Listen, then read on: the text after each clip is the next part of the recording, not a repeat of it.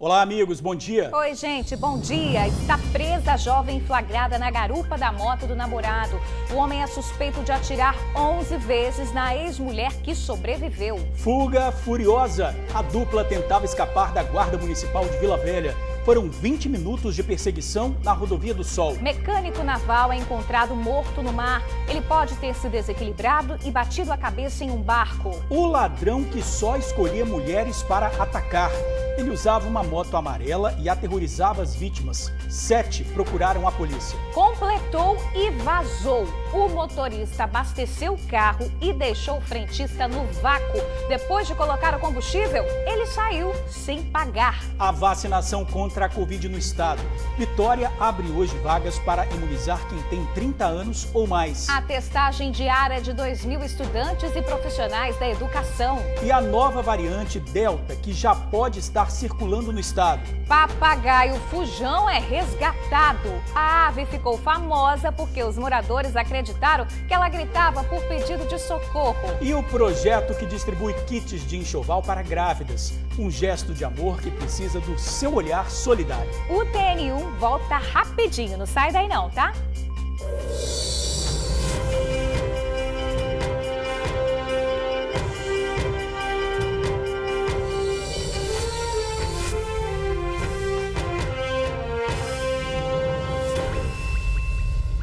TN1 está começando agora e a gente já inicia falando das imagens de uma perseguição que aconteceu na Rodovia do Sol em Vila Velha. Dá só uma olhada, gente.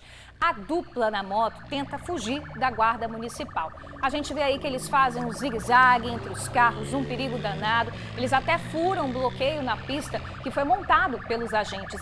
Essa dupla aí foi de Terra Vermelha até Coqueiral de Taparica em fuga. É muito longe, tá? 20 minutos aí de perseguição pelas ruas. Pois é, você tá vendo aí, ó, sabe qual foi o motivo dessa fuga? O piloto empinou a moto, não acatou a ordem de parada e, para completar, vejam só, gente, ele não tem habilitação. Vamos ver aí na matéria. Os suspeitos na moto estão tentando fugir da Guarda Municipal de Vila Velha. Eles seguem em alta velocidade e fazem zigue-zague entre os carros que estão parados na pista. Uma barreira com outra viatura da guarda é feita, mas os agentes não conseguem parar a motocicleta. A perseguição continua pela Rodovia do Sol. Os suspeitos entram na contramão e são seguidos de perto pelos agentes de moto. Eles passam entre carros e caminhões. O movimento era intenso na rodovia. Tudo aconteceu por volta de 4h30 da tarde desta segunda-feira. Os suspeitos só foram detidos depois de mais de 10 minutos de perseguição. Costa! Vai, deita no chão logo. A perseguição começou quando os agentes abordaram outro homem também em uma moto na entrada de Riviera da Barra. Com ele, a guarda encontrou uma pedra de crack de quase meio quilo. O homem acabou detido e quando os agentes estavam vindo para a delegacia, os suspeitos passaram empinando a moto e não obedeceram à ordem de parada. O indivíduo não obedeceu também, foi parado até o trânsito para ele não quis obedecer, quase atropelou um dos nossos agentes e posterior a essa situação ele resolveu se entregar na altura do bairro Barra Mares, ainda na Rodovia do Sol, em frente ao supermercado. Os dois detidos das imagens são um adolescente de 15 anos de idade e o piloto da moto de 20 anos. O piloto disse que fugiu porque não tinha carteira de motorista.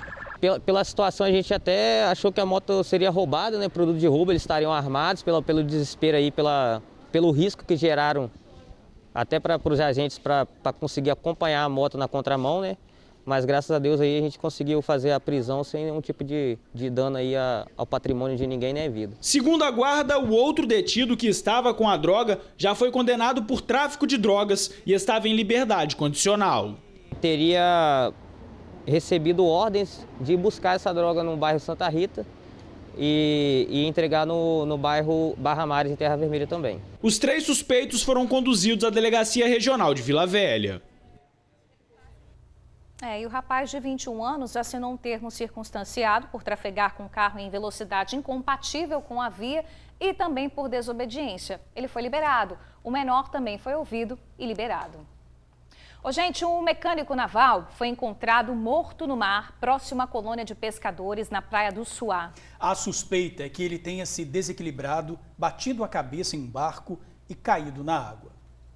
O corpo do mecânico de barcos Amarilto Antônio de Santana Júnior, de 47 anos, foi encontrado dentro do mar, próximo dos barcos, na colônia de pescadores da Praia do Suá. Estava perto do barco Grifo 11, onde costumava dormir.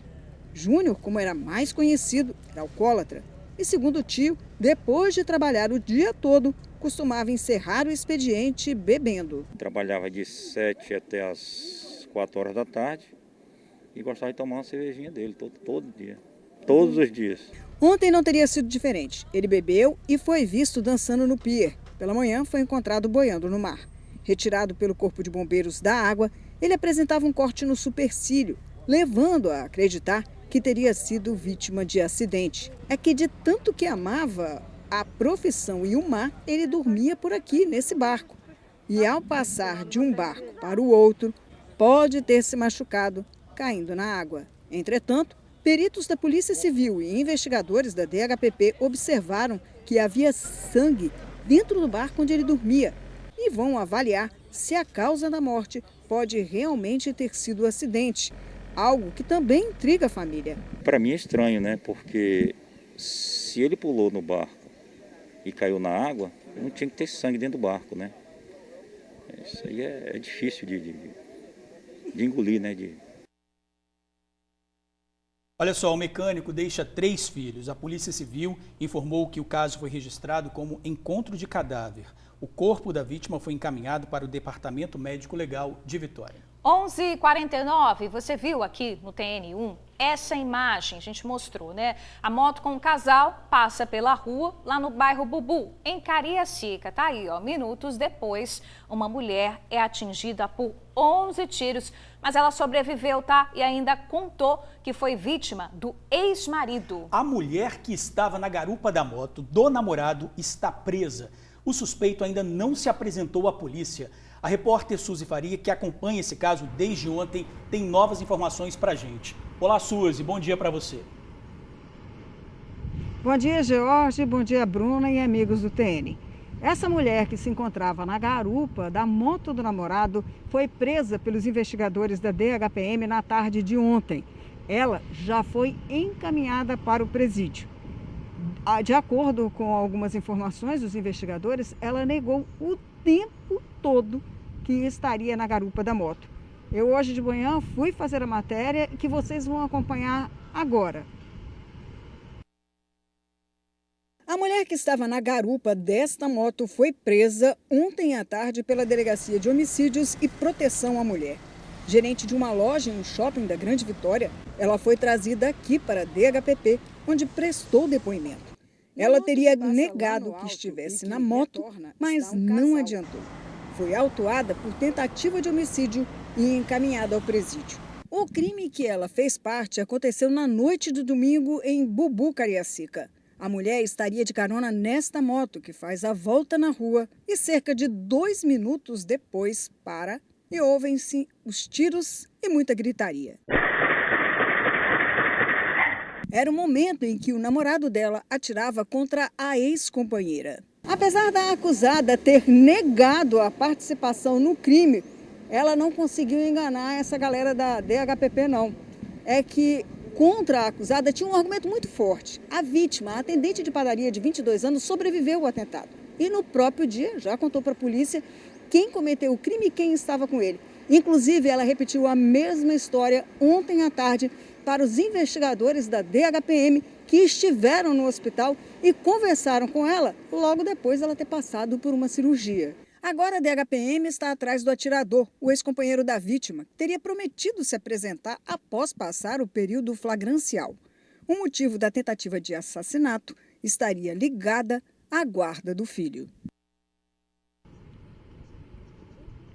Jorge, Bruno, as informações complementares que nós temos são de que o pai estaria com a criança há cerca de uma semana e ontem, no domingo, teria tentado devolver pedindo para a ex-companheira que passasse a localização de onde ela estava. Quem teria feito esse primeiro contato seria a atual companheira dele. Só que a mulher se recusou, a vítima, e disse que só passaria o atual endereço para o ex-companheiro. E isso foi feito. Para surpresa dela, o desfecho a gente já sabe que foram todos esses tiros. ela continuava negando em depoimento à polícia de que teria participado disso. Mas os investigadores disseram que contra a palavra dela tinha a palavra da vítima, que sobreviveu e, como eu disse aí na matéria, repassou todos os dados para os investigadores. Os investigadores teriam conseguido falar com o companheiro, essa pessoa que atirou tantas vezes contra a ex-companheira. Ele disse que só se entregaria quando passasse aí o flagrante, mesmo sabendo que a atual namorada dele se encontrava nessa situação tão difícil.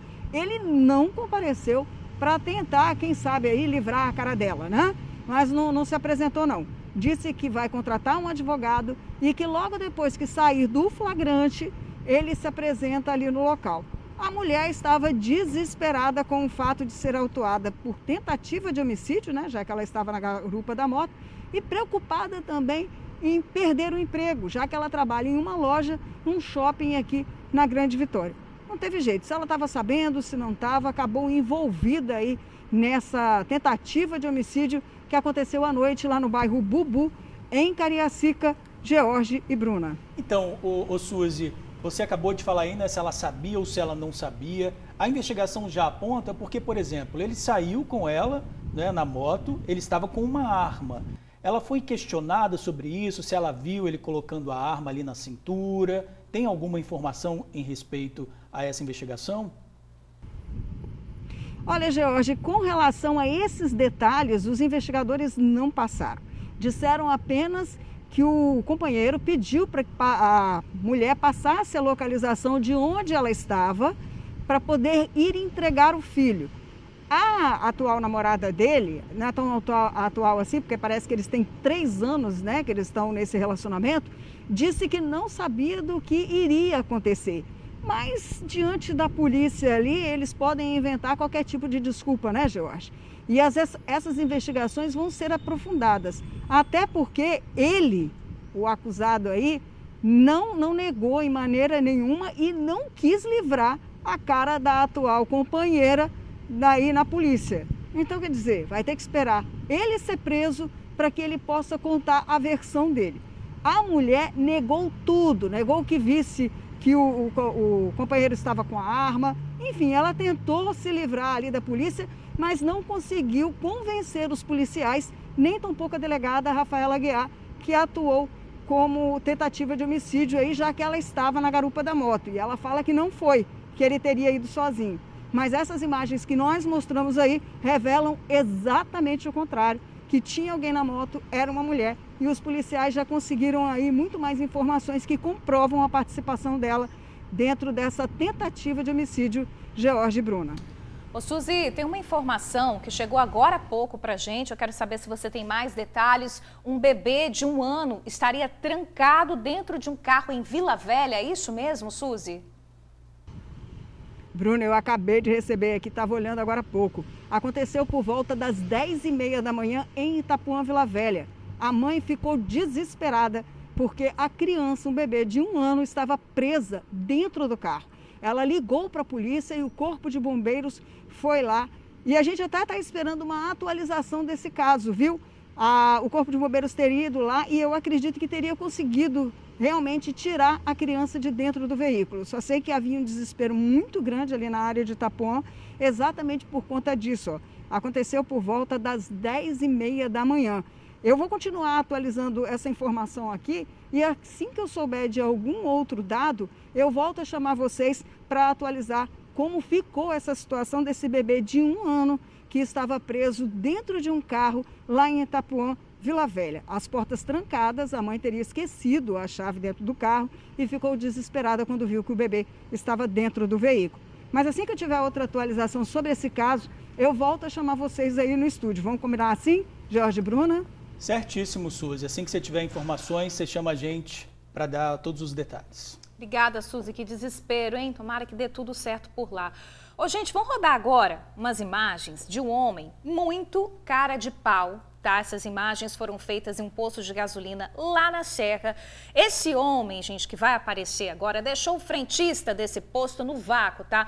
Dá só uma olhada no que ele fez. Nas imagens, o carro branco tá parado aí, o frentista tá abastecendo o carro normalmente, ele volta lá para perto da bomba.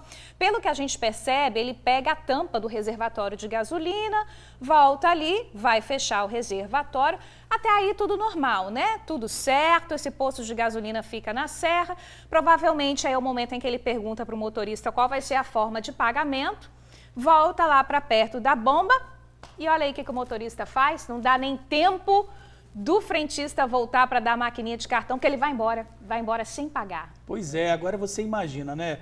Um motorista faz uma coisa dessa sabendo que em todos os postos de combustíveis você tem um sistema de câmera. Sabe? Né? E ele estava ali com um comparsa também, Sim. com uma outra pessoa ali no banco do carona. A gente tem uma imagem mais aproximada, uma imagem aí da foto do motorista. Não sei se vai dar para identificar, né, essa foto do motorista. Tem como colocar aí a foto do motorista? Enquanto a gente tá procura a foto do motorista, Gi, olha só... R$259, tá?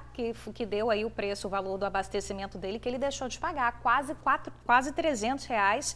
Isso foi hoje, às 6h50 da manhã, e esse posto de gasolina fica lá em Porto Canoa, na Serra. Tá aí a foto do carro, ó. Tira a tarja aí pra gente ver a placa, por favor. Tira a tarja aí, ó.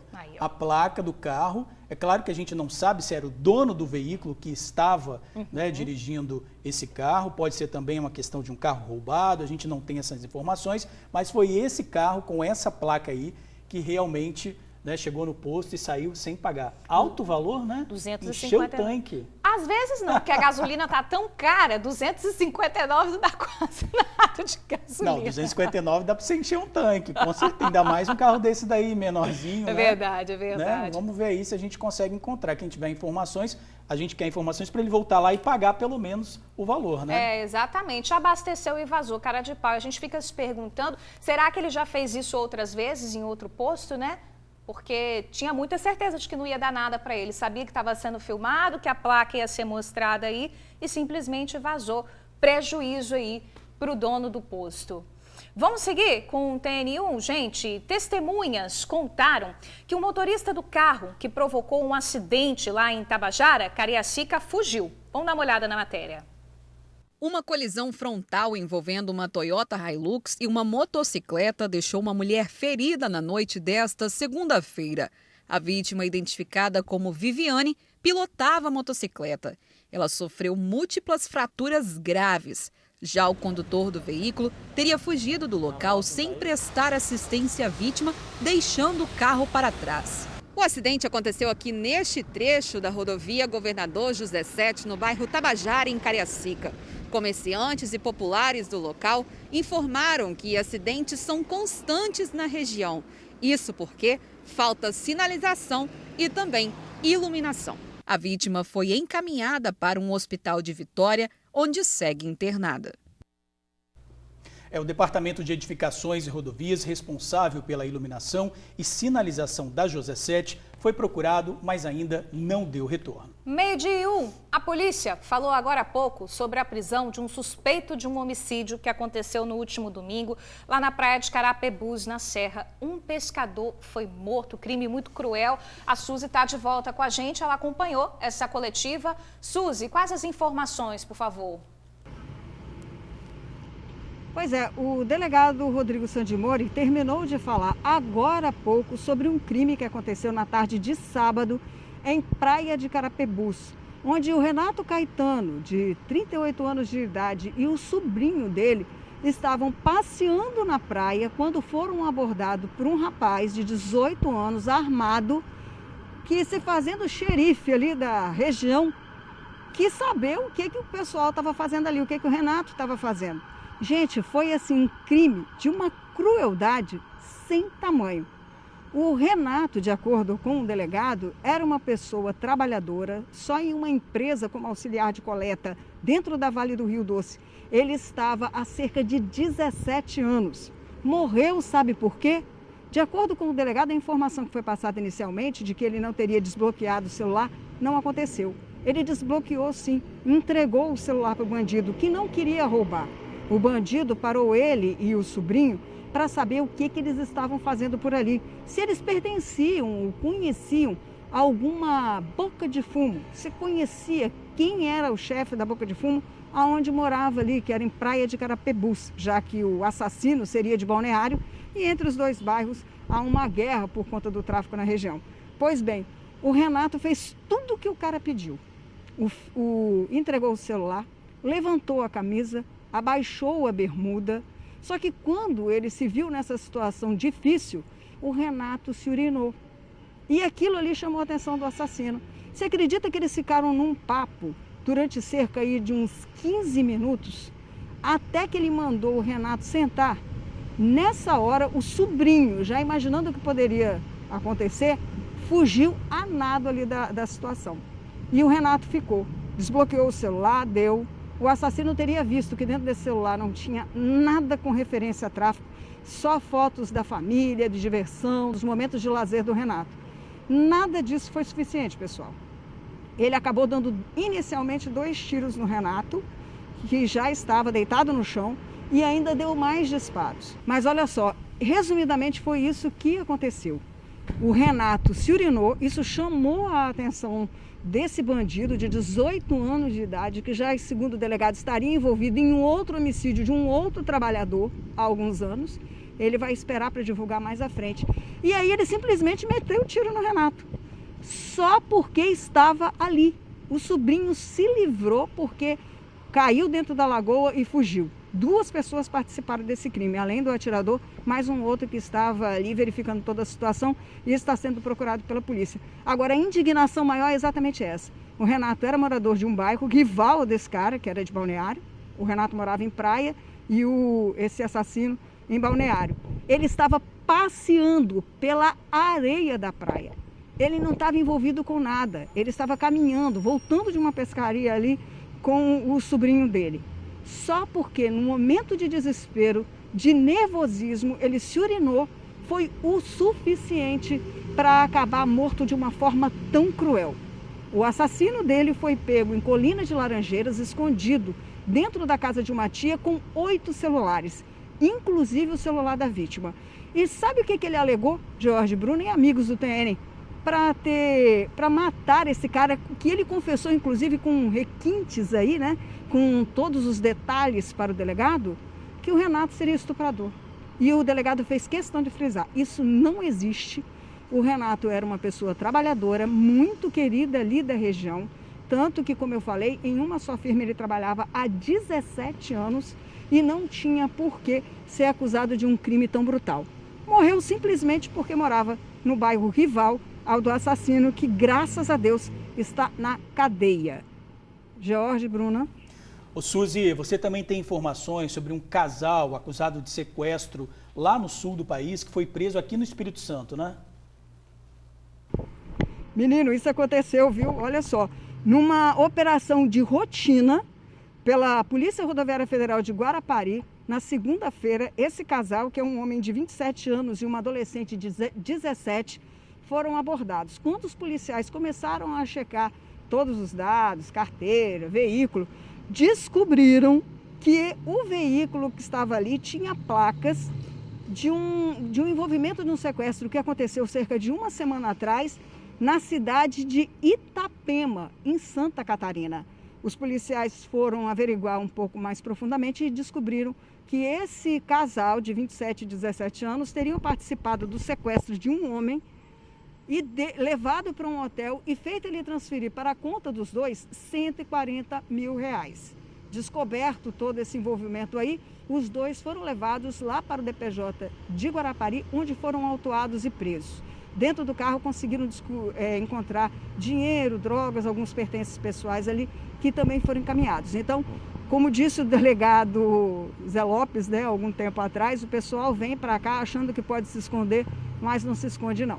Então, essa prisão aconteceu na tarde de segunda-feira, lá na região de Guarapari, pela Polícia Rodoviária Federal, e os dois, esse homem de 27 e essa jovem de 17 anos de idade foram levados para a delegacia em Guarapari, onde foram autuados. George Bruna.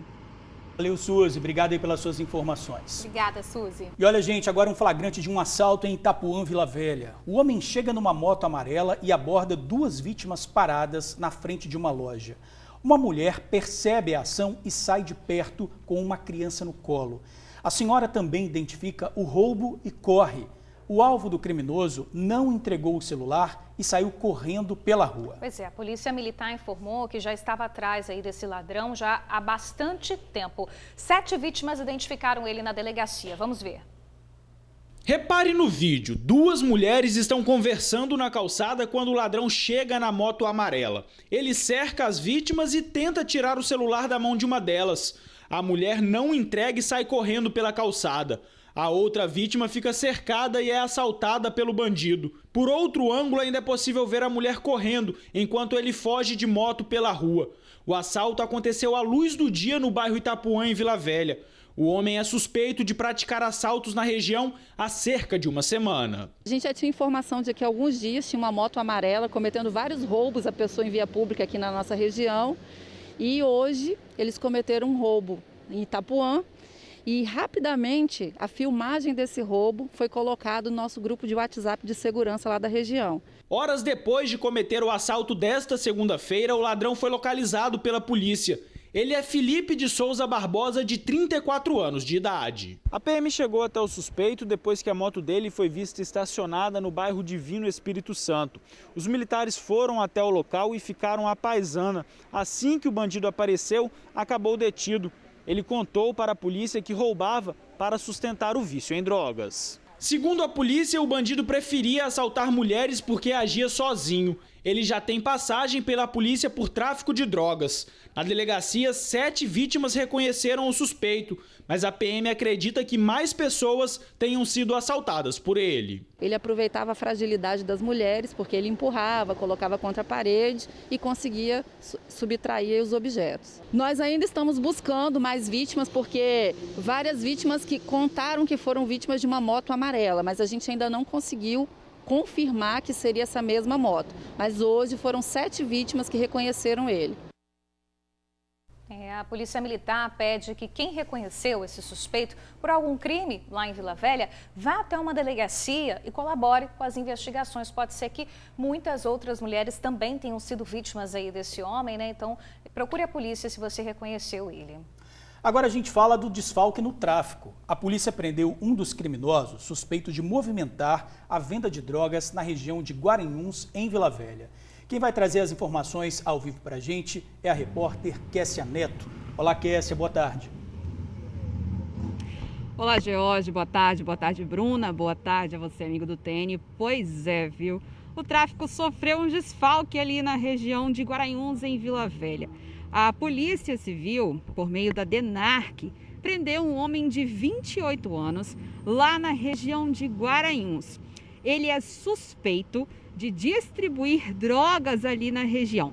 Este homem, ele é um motoboy, de acordo com a polícia, ele tem essa profissão de motoboy, trabalhava de carteira assinada e ele alugou uma kitnet ao lado da residência de seus familiares para guardar, cortar, pesar e distribuir as drogas. Ele estava sendo investigado há cerca de 15 dias pela polícia.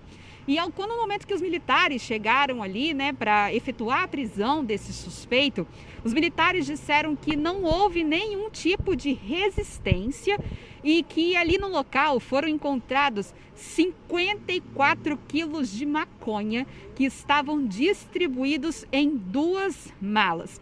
Ele está sendo investigado e o dono da droga também. A polícia ainda não tem informações sobre o dono da droga, mas está realizando diligências para que este homem também seja encontrado e detido pelos militares, viu, George Bruna? Isso aí, Kessia. Obrigado aí pelas suas informações. E olha, em Cariacica, a Polícia Rodoviária Federal apreendeu 10 quilos de maconha dentro de um carro. A droga estava no porta-malas do veículo que foi parado pelos policiais na BR-101, na altura do bairro Mucuri. Os 15 tabletes da maconha estavam embalados em papel alumínio e escondidos numa caixa. Debaixo do banco, uma pistola foi encontrada. 2 jovens de 24 e 27 anos foram autuados por tráfico de drogas e levados ao centro de triagem de Viana. Vamos mudar um pouquinho de assunto, atualizar os dados da pandemia aqui no Espírito Santo. De ontem para hoje foram registrados 676 novos casos da doença. Em 24 horas, 15 pessoas perderam a vida. Vamos para o nosso painel atualizado. Ele mostra que o estado perdeu até agora 11.828 pessoas para a doença. Mais de 540 mil pessoas tiveram contato com o vírus. Nossa esperança é a vacina. Bora ver como é que está avançando a vacinação aqui no estado? Até hoje, gente, mais de 1.924.000 pessoas tomaram a primeira dose da vacina e mais de 789 mil conseguiram receber a segunda dose da vacina. Pois é, falando em vacina, a capital abre hoje vagas para imunizar quem tem 30 anos ou mais. A Vanessa Calmon traz essa informação e também sobre a informação da variante, né, que já circula aqui no estado. Vanessa, que variante é essa? Boa tarde para você. Ei, Jorge, muito boa tarde. Pois é, existe realmente uma preocupação com uma variante que já circula aqui no Espírito Santo. Inclusive ontem, em coletiva de imprensa, né, dada pelo governo do estado, pela Secretaria de Estado de Saúde, o secretário falou sobre isso também. A gente preparou uma matéria completa, mas só para vocês saberem aonde eu estou. Estou aqui no ginásio do Salesiano, em Vitória. Hoje aqui acontece mais um dia de vacinação contra a Covid-19. São vacinadas pessoas que tomaram a primeira dose da Pfizer até o dia 7 de maio. Só para complementar, gente, aconteceram algumas situações aqui, desde que eu cheguei por volta de 11 e pouco da manhã, pessoas que agendaram fora dessa data, ou seja, que tomaram a primeira dose da Pfizer depois do dia 7 de maio e agendaram para vir aqui hoje tomar a vacina. De acordo com a Secretaria Municipal de Saúde, de fato não podem vacinar, essas pessoas não podem se vacinar neste momento. A vacinação que acontece hoje aqui no Salesiano é a vacinação para pessoas que tomaram a Pfizer até o dia 7 de maio. Essas outras pessoas que agendaram, mesmo tendo tomado depois dessa data, precisam cancelar o agendamento e fazer então um novo agendamento assim que abrirem novas vagas. Jorge já adiantou aí hoje a abertura de um agendamento, né, aqui na capital Vitória, e é isso mesmo. Hoje às 4 da tarde abre agendamento então para o público da faixa etária de 30 anos ou mais. O endereço para fazer o agendamento para vacina é o agendamento.vitoria.es.gov.br, ou você também pode fazer o agendamento pelo aplicativo do Vitória Online. Agora, ainda falando de vacinação, gente, existe também uma expectativa do governo aí de antecipar aquele período entre a primeira dose da Pfizer, por exemplo, e a segunda dose, né, um período que no início aí eram de 3 meses, para gestantes. As gestantes, elas tomaram a Pfizer, chegaram a tomar também algumas gestantes a AstraZeneca, e existe uma expectativa do governo de diminuir, reduzir o período em que essas gestantes passam entre a primeira dose e a segunda dose da vacina. Isso, gente, é para tentar avançar um pouco mais a vacinação, né? Existe uma preocupação do governo do estado, como eu falei, sobre uma nova variante que circula aqui no Espírito Santo e que pode atingir justamente os jovens, que é a população que nesse momento está mais vulnerável, né? A população que ainda não tomou nem a primeira dose da vacina, agora que os jovens de 30 anos ou mais estão tomando a primeira dose, mas nem todos ainda foram vacinados. E também existem jovens, né, abaixo dessa idade, então existe uma preocupação muito grande do governo. Por isso que ontem, em coletiva de imprensa, o governo anunciou várias novas medidas para o enfrentamento da pandemia aqui no nosso estado. Vamos ver na matéria. O secretário de Saúde, Nésio Fernandes, fez um alerta sobre a possibilidade da nova variante Delta estar circulando no Espírito Santo. Elas implicam em riscos maiores para o controle da pandemia, principalmente dadas as suas características de alta transmissibilidade e a característica da variante Gama, por exemplo, em infectar jovens e pessoas não imunizadas ainda, jovens que ainda não foram imunizados pelo Programa Nacional de Imunização. Nésio Fernandes destacou que após reunião com representantes dos municípios, 2.000 estudantes e profissionais da educação devem ser testados diariamente e crianças com sintomas também precisam realizar o teste. O secretário também comentou a declaração do ministro da Saúde, Marcelo Queiroga, sobre reduzir de 3 meses para 21 dias o prazo para a segunda dose da vacina Pfizer. Se o Ministério da Saúde tem doses suficientes para poder aplicar a AD1 e a AD2 em toda a população adulta e adolescentes ainda neste ano, não há nenhum tipo de resistência em adotar esquemas mais reduzidos. No entanto, a centralidade da Estratégia Nacional da Imunização deve ser o início da cobertura vacinal com a primeira dose em toda a população brasileira, incluindo os adolescentes. Já as grávidas que forem imunizadas com a AstraZeneca podem tomar a segunda dose da Pfizer. 50% da população capixaba ainda não foi vacinada contra a Covid-19. Por isso, de acordo com a Secretaria Estadual de Saúde, é extremamente importante continuarmos seguindo os protocolos de segurança. E mesmo com a reabertura de bares e restaurantes e até cerimoniais, as pistas de dança estão proibidas para evitar aglomerações. A boa notícia é que na última semana, os casos da doença e mortes diminuíram no estado e cerca de 150 leitos devem ser destinados aos pacientes com diagnóstico de Covid. Vivemos uma consolidação muito robusta, mas ela está associada não somente à vacinação, mas à complementaridade do uso das máscaras, a testagem em massa, dos protocolos e da garantia no Estado do Espírito Santo de um alto grau de coesão social. A previsão é que novas doses cheguem essa semana ao estado. Pois é, a gente viu aí o secretário Nésio Fernandes falando sobre essa questão, inclusive, da testagem em massa. E deve acontecer, gente, uma testagem em massa entre alunos e profissionais da educação do Espírito Santo. Isso porque, desde ontem, passou a ser obrigatória a presença dos alunos dentro das salas de aula. Então, como uma preocupação, né, para que não haja o contágio entre alunos e professores, o governo do estado, então, autorizou que os municípios façam uma testagem em massa que pode chegar até 2.000 testes por dia entre os alunos e também os profissionais da educação. Inclusive, o secretário Nésio Fernandes disse que disponibilizou toda a estrutura do LACEN para que sejam feitos esses testes. Ele só ainda não disse, de fato, quando que vão começar esses testes, como que as escolas podem procurar o governo do estado para realizar esses testes, mas o secretário afirmou que esses testes já estão liberados, então, para que essa testagem em massa aconteça nas escolas e a gente não tenha, né, gente, um novo cenário aí, já que crianças e adolescentes ainda não foram vacinados, somente os profissionais da educação. Bruna, George. Tá certo, Vanessa. Obrigada aí pelas informações, viu, minha amiga? E a gente sabe que ninguém está aguentando mais a pandemia, né? E todas essas restrições que a gente já está passando faz um tempo. Por isso, gente, o jeito é planejar o futuro sem Covid, já que a vacinação avança e o controle da doença vai sendo mais real, né? Pois é, uma pesquisa mostrou que as famílias estão voltando a fazer planos para 2022, o ano que vem. Uma pesquisa feita por uma universidade do estado mostrou que 98% das pessoas pretendem retomar hábitos de lazer, como fazer festas e viajar. Quando a Isis tinha 6 meses, a mãe Fabiana já estava organizando tudo para a festinha de 1 ano. Olha aí, só uma parte do material que ia ser usado para a festa. Mas a pandemia, que começou lá em 2020, acabou frustrando tudo. A gente foi adiando para o próximo mês e aí foi assim até hoje. A gente continua adiando a festa. Aí adiamos para o segundo aninho, também não pôde acontecer. Mas esse ano, agora com a flexibilização dos eventos em cerimoniais, a festa sai. 6 meses depois do mês correto, mas sai.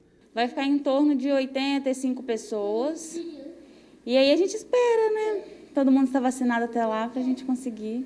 E pro ano que vem tem mais festa. É que a Fabiana teve mais um filho. O Iago não estava com a gente, estava dormindo. Ele só tem 4 meses, mas ela já sabe. 2022 vai ter festa para Isis e para o caçula também. Uma pesquisa realizada pelo jornal A Tribuna em parceria com a Universidade de Vila Velha mostrou que no ano que vem tem muito capixaba a fim de investir na área de lazer. É isso mesmo, mais de 98% dos entrevistados querem saber de festa, de confraternização e também querem saber de viajar. Não é à toa que a gente está aqui no aeroporto de Vitória. Cerca aí da maioria dos capixabas que pretende pegar um avião quer gastar em média R$3.000 para fazer aquela viagem. A gente tem uma perspectiva muito boa para 2022 com relação, né, a esses ambientes de lazer.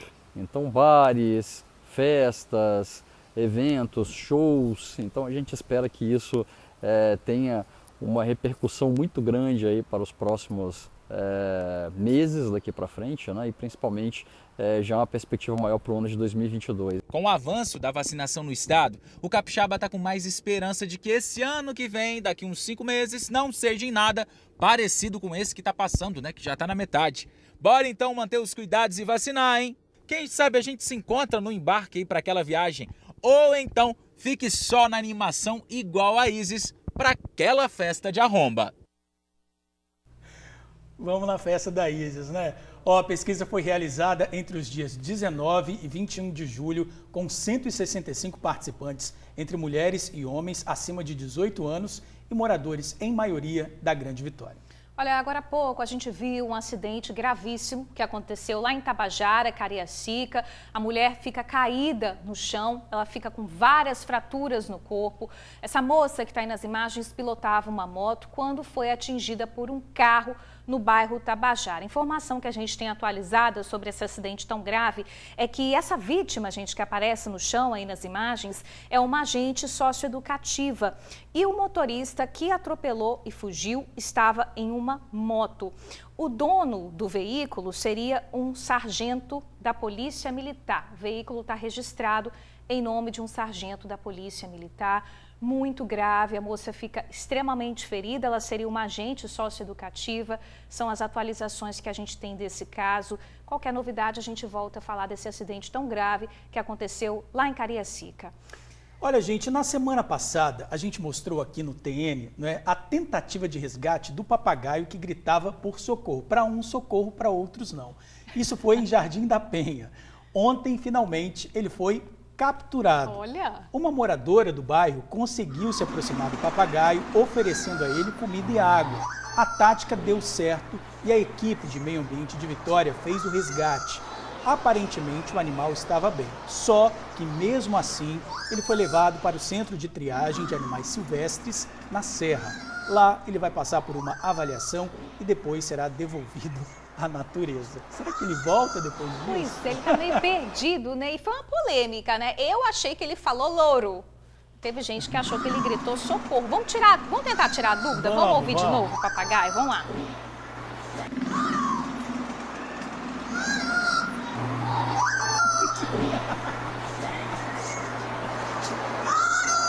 Eu acho que você tem razão, Bruno. É louro mesmo, não tem como, né? Pois é. Mas será que isso é uma forma do papagaio pedir ajuda também? Pode ser. Tanto é que Põe ele o papagaio voltou, de novo né? aí, gente, e a gente vai ver o papagaio em homenagem à dona Delma. Verdade. A mãe do Leandrão, que Leandrão. que assiste a gente. E ela adorou a história do papagaio, né, Bruno? Ela gostou que eu falei que o papagaio era do interior, que ele puxava o socorro. Mas não é socorro, gente, é louro. Eu sou teimosa. É louro. Mas ele vai ser devolvido à natureza, de repente ele pode voltar para lá. É verdade. E deixar o papagaio em paz, gente, né? Se ele está bem de saúde, vamos deixar ele viver na natureza. Os animais vivem na natureza, né? O homem que acabou aprisionando todo mundo. É verdade, aquela área é dele, né? Tá voltando de onde Isso ele aí. veio.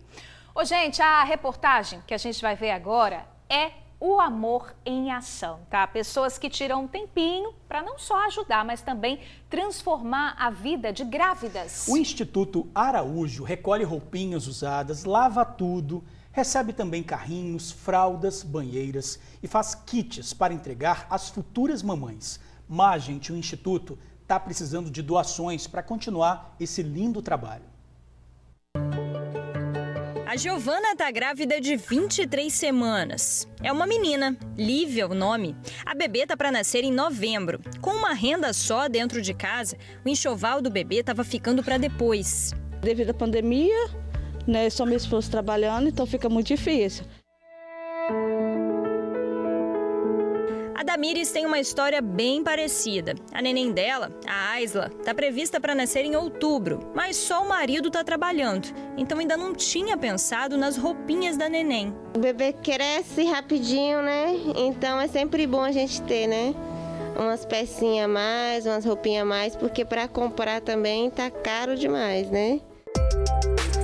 Foi aí que Giovana e Damires conheceram o projeto Gestante, do Instituto Araújo, que fica em Santa Rosa, Cariacica. O projeto arrecada roupinhas usadas, carrinhos de bebê, banheirinhas e doa tudo para as mamães que precisam dessa ajuda. A minha sobrinha que está em Londres é que trabalha na nossa rede social, agora minha filha que assumiu. Mas eu falei assim, nega, vamos fazer comigo uma campanha para gestante, vamos pedir esse povo todo que talvez tenha uma banheira em casa, uma roupinha, e a gente vai montar os kits para atender essas mulheres que não têm condições, né? Às vezes, que a gente sabe que, principalmente com a pandemia, ficou muito difícil para manter o alimento. Inclusive, a gente teve uma demanda enorme de gestantes nesse período da pandemia. Quando chegamos, as voluntárias já estavam separando tudo, preparando os kits para doação. Em seguida, Giovana e Damires receberam os kits. Uma felicidade que só. Eu me senti alegre, né? Porque assim que eu não comprei ainda minhas coisinhas, vou comprar ainda, né? Mas assim, sempre a ajuda é bem-vinda. Vamos receber e depois estar repassando aquilo que ainda, né, tá conservado, tá bom, e repassando para outras mães. É muito bom. A Marcelina também foi ajudada pelo projeto, quando a Helena tinha 2 meses. Hoje, ela já conseguiu ajudar outras mamães. Eu passei porque ela perdeu, né? Eu peguei e doei. Porque ajudar faz sempre bem, né? Mas antes da doação, a magia mesmo acontece aqui na casa da Eliette, gente. Depois que ela recebe todas as roupinhas, ela lava tudo e, olha só, estende uma por uma no varal da casa dela. E ainda depois disso, faz reparos em todas as roupinhas. O quarto de visitas da casa virou a sala do projeto. Quem ajuda a Eliette é a mãe dela, Dona Maria, mais conhecida como vó do Instituto. Eu já chego do trabalho, já separo tudo já separadinho, porque do mesmo tempo vocês ligam na hora que tem criança que já está no hospital, já nasceu, não tem uma peça de roupa. Então a gente já manda o kit logo, né? Estou fazendo para encher o meu coração, entendeu? Você fica emocionada, Dona Fernanda? Muito. Por quê? Muito. Aqui a gente não tinha, né? É muita coisinha bonita, linda. Muito lindo. E hoje você pode doar, né? Ajudar, né? O amor com que a avó conserta as roupinhas é o mesmo que moveu o coração dela quando começou o Instituto. É isso mesmo. Dona Maria doou a própria casa para o Instituto Araújo. Ela e as filhas, Zete e Eliette, fazem de tudo para que o local seja um lar não só para grávidas, mas para crianças, adolescentes, mulheres, famílias inteiras. Elas sobrevivem do bazar que tem dentro do Instituto, de doações e de voluntariado. O dia que não tem, assim, o dinheiro do bazar tal, para poder ajudar a gente, eu mesmo pago água e energia, que a gente não tem. A gente vai se virando, entendeu? Desse jeito. A família Araújo ajuda a comunidade há mais de 20 anos e ainda tem muitos sonhos para esse local. O mais recente deles é crescer o projeto Gestante. A gente gostaria de doações de tecido da franela para fazer os coeirinhos, para fazer as mantas, do tecido para fazer os paninhos de boca. Nós ganhamos até a máquina de bordar. A gente precisa dessa ajuda, a gente precisa porque, por enquanto, hoje nós não temos fralda para estar doando, mas a gente já recebeu doação de pacote de fralda que a gente coloca no kit. Hoje a gente não tem banheira, não tem carrinho. O que a gente tem, a gente doa.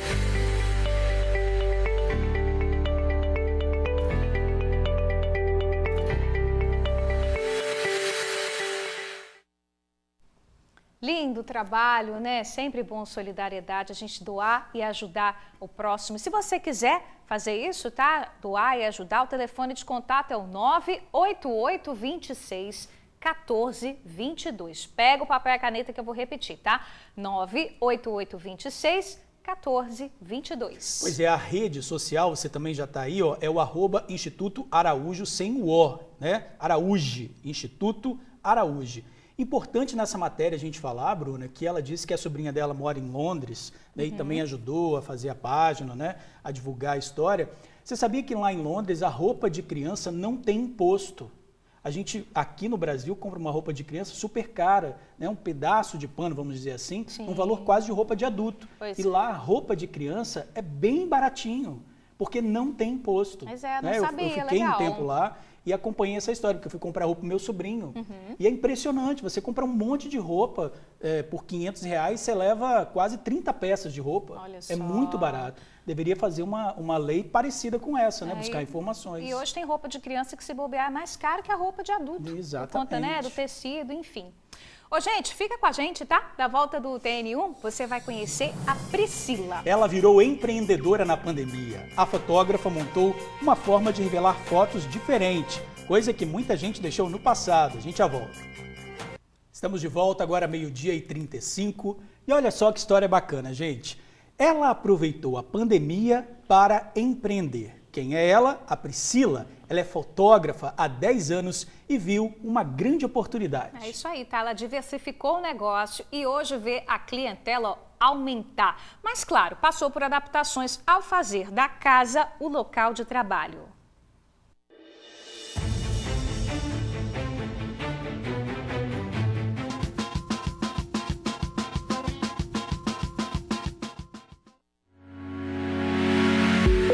Basta acessar os arquivos do celular para ver a quantidade de fotos do aparelho.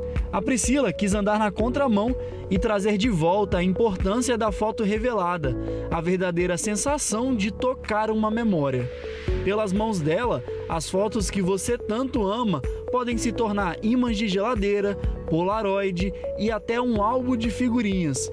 Fotógrafa há 10 anos, foi no final de 2019 que ela transformou o seu negócio. Eu sempre entreguei meus materiais para os meus clientes com um detalhezinho a mais, uma foto revelada, um imã de geladeira. Então eu comecei a ter uma resposta muito positiva dos clientes. E aí no final de 2019, em setembro, eu decidi criar a Picicoli, né? Então em setembro ela nasceu, vamos botar assim.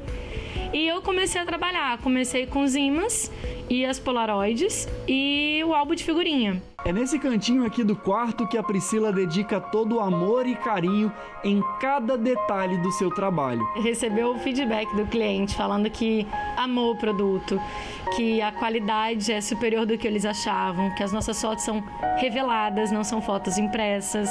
Quando eles recebem, eles me mandam mensagem: Pri, eu amei a embalagem, eu amei o jeito que você coloca, tem cada detalhezinho, você escreve na embalagem. Eu falei, tudo feito à mão mesmo, com muito carinho e muito amor. A Priscila já trabalhava em casa há muito tempo, mas também enfrentou as dificuldades da pandemia com um novo negócio. Não foi fácil. No início foi bem difícil, porque estando dentro de casa, você fala assim, vou trabalhar só mais um pouquinho, E vai ficando, até um dia que eu falei assim, não tem como. Tem que ter uma hora, tem que regrar, porque senão ou você não trabalha ou você não descansa. Então hoje eu consigo ter um horário, hoje eu consegui me adaptar, criar uma rotina. E aí eu tenho essa rotina que eu tento seguir ela ali ao máximo para poder dar certo. Para manter o dia a dia dentro de casa sem interferir no trabalho, é fundamental ter uma rotina e uma boa administração do tempo. O que eu vejo que é muito importante é você ter um espaço separado para o trabalho, né? Porque no início da pandemia eu utilizava a mesa de jantar, né? Então isso conflita muito o ambiente que você tem da casa, das refeições, com o ambiente que você tem de trabalhar. Gera mais trabalho, tráfego de pessoas, né, na sala. Então é muito importante você ter um lugar separado. Hoje eu separei um lugar específico para o trabalho, tem a mesa de trabalho, o computador, a cadeira, tudo separadinho, é como se fosse o escritório ali, o local do escritório. Então até para as crianças, elas sabem que quando eu estou ali, eu estou trabalhando. Então é mais fácil você delimitar esse espaço, tanto para você como para as outras pessoas da casa. Informe as pessoas do seu horário também, para as pessoas respeitarem isso com você, respeitar o seu horário de almoço, seja fiel aos seus horários, porque senão te complica também na rotina que você tem da casa. As fotografias se tornam lembranças palpáveis que são resumidas em apenas uma palavra: emoção. O trabalho da Priscila é aquele que dá um quentinho no coração.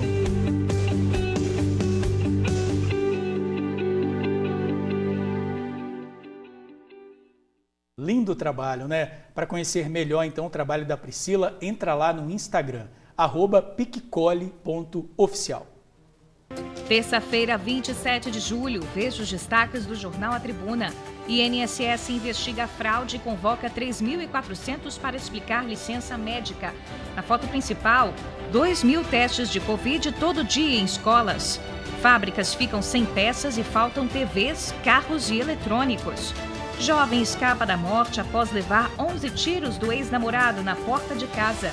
Menino tem doença rara que atinge 50 pessoas no mundo. E veja ainda na edição de hoje, fadinha do skate inspira meninas. Padre vira conselheiro do amor na internet. Em esportes, quero meu 4º título da Copa do Brasil.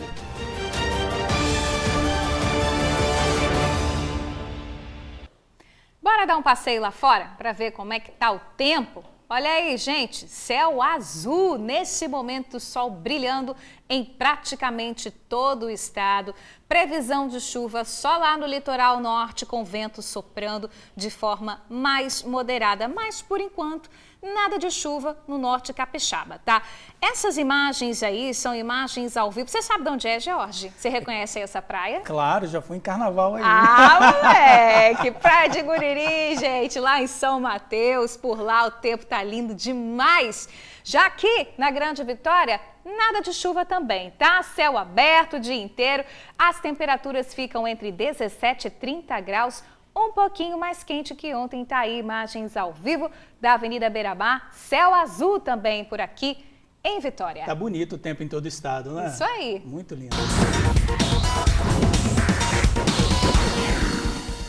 Pra gente encerrar em grande estilo, é isso né? Aí. Olha, a medalha de prata da skatista brasileira Raíssa, de apenas 13 anos, trouxe luz para uma galera que ama muito esse esporte. Só que o skate sempre foi muito marginalizado e praticado predominantemente por homens. Pois é, só que essa realidade tá mudando, tá? Tem muita menina capixaba que manda bem pra caramba nas manobras e quer chegar tão longe quanto a fadinha Raíssa. Olha só. 4 meninas, uma paixão em comum. O skate. A adrenalina e a liberdade sob 4 rodinhas inspiram as adolescentes Ana Clarissa, Amanda, Rúbia e Ana Clara. É liberdade, sentir o vento, alegria quando você acerta a manobra, seus amigos falando, gritando, falando boa, boa, isso aí. Quando você cai, eles te apoiam e falam, você vai conseguir, até você conseguir mesmo. As 4 amigas têm entre 14 e 16 anos e se conheceram assim, na pista de skate. A primeira vez que eu vim aqui, eu tava com minha mãe. Aí só tinha homem, E aí uma garotinha apareceu e começou a andar. Aí nisso que eu entrei, que eu fiquei com coragem, assim, de entrar.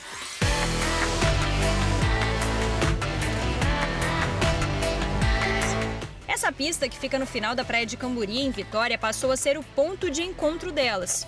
Aqui elas se divertem, praticam as manobras, caem, se levantam, tentam de novo.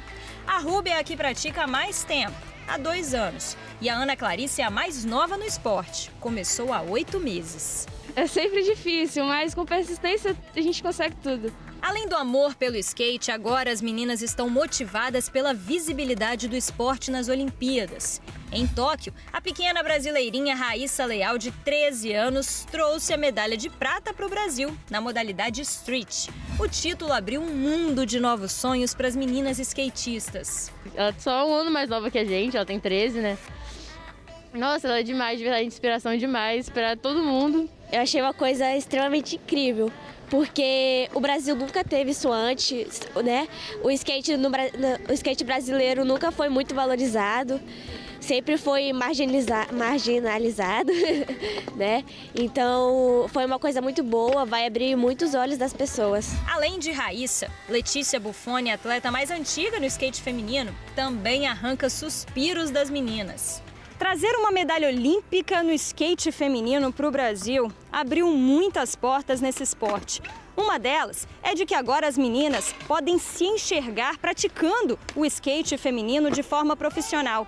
E a outra quebra paradigmas e preconceitos. Meninas e meninos podem ocupar o mesmo espaço em uma pista de skate. Cada vez mais você vê mais crianças começando no skate, mais meninas começando no skate. Então não é mais aquela coisa que é só pro homem tá fazendo, pro menino tá ganhando skate. Hoje a menina, além dela escolher uma boneca, ela quer escolher um skate para poder praticar.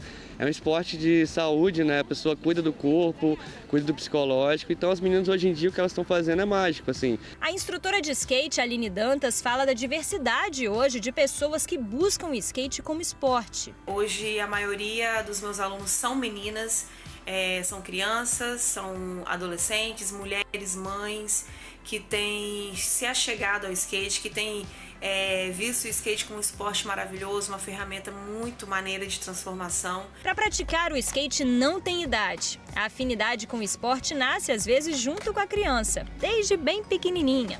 O skate é arte sob rodas, é estilo, é conceito. Pena que durante muito tempo o skate foi um esporte marginalizado. Mas hoje, vendo esse sorriso tão inocente no rosto da nossa Raíssa, será que alguém ainda tem coragem de pensar isso?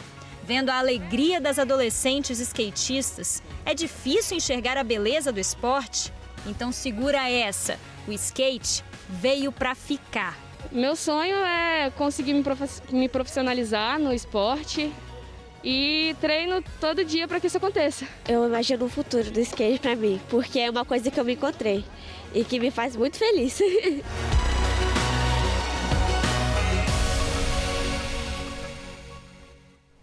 É isso aí, vai ter que me engolir. É isso aí. Com certeza. Lindas e talentosas, Sim. arrasando. Olha, teve capixaba dando adeus aos Jogos Olímpicos, gente. O Nassif Elias, que defendia o Líbano no judô, perdeu a disputa com o sul-coreano na madrugada de hoje. Alisson Mamute também perdeu o jogo contra os americanos, mas segue na competição do vôlei de praia. É isso aí, gente. E na mesma modalidade, a antiga dupla de Alisson, Bruno Schmidt, ganhou o jogo contra os marroquinos. Teve vitória também da seleção brasileira de handebol com a nossa capixaba Alexandra Nascimento. A gente ficou aqui na torcida, né? As meninas do Brasil venceram a seleção da Hungria. Vamos continuar aqui na nossa torcida, né? Pelos capixabas, pelos brasileiros nas Olimpíadas. Mais medalhas pra gente, quanto mais melhor. Isso aí, tomara. A gente fica por aqui, tá? Hora de encerrar o TN1. Outras informações no TN2 às 7h20 da noite. O tempo todo lá no nosso portal de notícias. Qual é o nosso portal? Tribuna Online. Acessa lá para ficar muito bem informado. Tribuna Online. Gente, muito obrigado por assistir ao jornal, pela companhia de sempre e até amanhã. Beijo, gente. Até amanhã. Tchau, tchau.